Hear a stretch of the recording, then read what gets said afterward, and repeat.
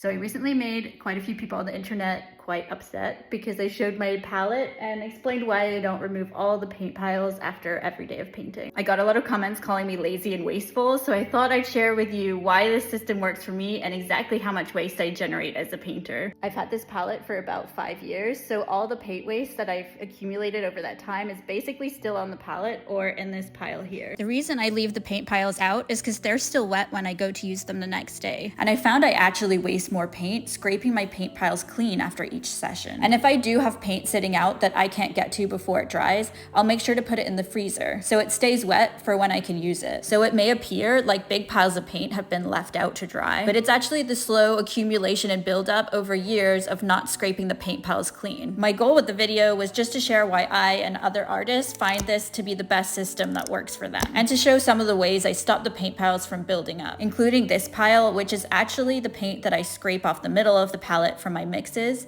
and use again the next day. I put all the paint that I peel or cut off the palette on this little pile here. Once the paint is fully cured, you can't really reconstitute it as oil paint, but I've never thrown out any of these paint bits because at some point I want to make something new out of them. If you have any ideas for me, I'd love to hear in the comments. The most paint that I waste ends up on my rags and paper towels. I use them to clean my brushes while I'm painting, as well as to wipe paint off the middle of my palette after I've scraped it clean at the end of the day. I use my paper towels and rags again and again for dirtier and dirtier tasks, but once they get to the point where I can't use them for anything, there's no way I know of to clean them. And I'd say rags and paper towels make up 99% of the waste I create from oil painting. And this is how much waste I've created over the last year. Because of the fire hazard, I dry them flat, throw them in a fire-safe metal can, and throw them out in household hazardous waste. Another thing that generates waste for me is this silicone cupcake mold where I keep my oil medium. I keep it airtight so it doesn't dry out between sessions, but over time it builds up. As you can see, cleaning it is very easy. I just turn the mold inside out and peel out the dry medium. But this means that once or twice a year, I get left with these little cupcake shaped piles of dry medium. And again, I'll have to make something new out of it or end up just throwing them out. As far as my brush cleaning jar where I keep my solvent, it doesn't actually generate any waste. Overnight, the oil and the solvent will separate in the jar. So I pour out the clean solvent on top to use again. And all the oil paint sludge that collects at the bottom can actually be made into new paint, which I've explained more about in an older video. But after washing the brushes in solvent, I then go wash them in soap and water. And when I'm using pigments that can be harmful to the environment, I'll wash those brushes in a separate little dish, then wipe up the leftover water with a paper towel, which I then throw in the trash. As the water used to dilute these pigments, as well as any acrylic paint water, is better off in a landfill than down the sink. One of the places that I'm trying to generate less waste is in the use of plastic. Plastic wrap can be really useful for creating an airtight seal underneath the lid of a jar, or to wrap up paint tubes that are leaking or protect surfaces. And most of the art supplies I buy tend to be wrapped in single-use plastic or come in other packaging materials. So I've been really trying to collect up and keep any plastic or packaging materials I get from other things, which I then use for shipping and packaging my art or try to find a use for in the studio. And that's all the waste I can think of that I generate from my oil painting. If you're looking for any more oil painting tips, don't forget to like and subscribe.